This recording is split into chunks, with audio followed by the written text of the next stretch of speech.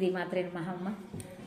మంగళవారం ఉదయం పడమర వీధి గంగానమ్మ మేడల్లో అమ్మవార్లకి విశేషమైన నైవేద్యాలని పెడుతున్నాము. మన అందరము కలిపే పెడుతున్నాము. ఈ నైవేద్యాలన్నీ కూడా 108 మందితోటి చలిమిడి గిన్నెలు చలిమిడి ఇచ్చి పెట్టి తల మీద పెట్టుకొని అమ్మవారి మేడల చుట్టూతా ఊరేగింపుగా వచ్చిన తర్వాత నైవేద్యం పెట్టి ఆ గిన్నె వాళ్ళకే ఇచ్చేస్తాం. 600 రూపాయలు తీసుకొని ఈ చలిమిడి పట్టుకున్న వాళ్ళు ఎల్లో కలర్ శారీస్ కట్టుకోవాలి. అలాగే చద్ది 108 మందికి చద్ది కుండలు ఇస్తాము.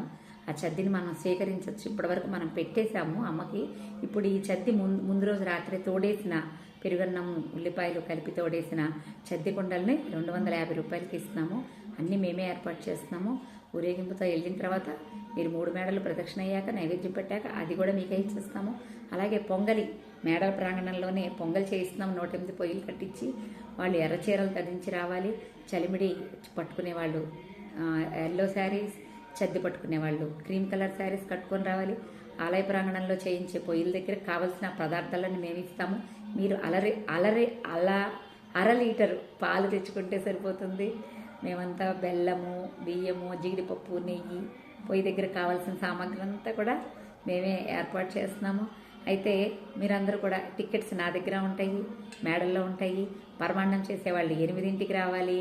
పొంగలి అదే చలిమిడి చద్ది తీసుకునే వాళ్ళు 10 గంటలకి మా ఇంటి దగ్గరికి వస్తే మా ఇంటి దగ్గర నుంచి శనగపప్పు బజార్లో మా ఇల్లు, నేను పాదర్తి జ్యోతి మీ అందరికీ తెలుసు. మా ఇంటి దగ్గర నుంచి 324 మందితో మేళతాళాలతో ఊరేగింపుతో అమ్మవారి మేడల్లోకి వెళ్ళి 3 మేడలు ప్రదక్షిణ చేసి అమ్మవారికి నైవేద్యం పెట్టి ఈ నైవేద్యం పెట్టిన గిన్నెలన్నీ కూడా ఎవరు రుసుము చెల్లించారో వాళ్ళకే ఇవ్వడం జరుగుతుంది. మీరందరూ కూడా ఈ అవకాశాన్ని ఉపయోగించుకుంటారని అనుకుంటాము. ఇది ఆఖరి మంగళవారం. అమ్మవారికి మనకి ఇంకా మళ్ళా 7 సంవత్సరాల తర్వాతగానే అమ్మరారు. అప్పటి వరకు మనకి తోచినంత నామాన్ని, మనకి అమ్మవారికి ఇష్టమైన పదార్థాలు నివేదన చేసి మనం అమ్మవారిని చల్లగా చూడమని కోరుకుందాం. జయ దుర్గే అమ్మ.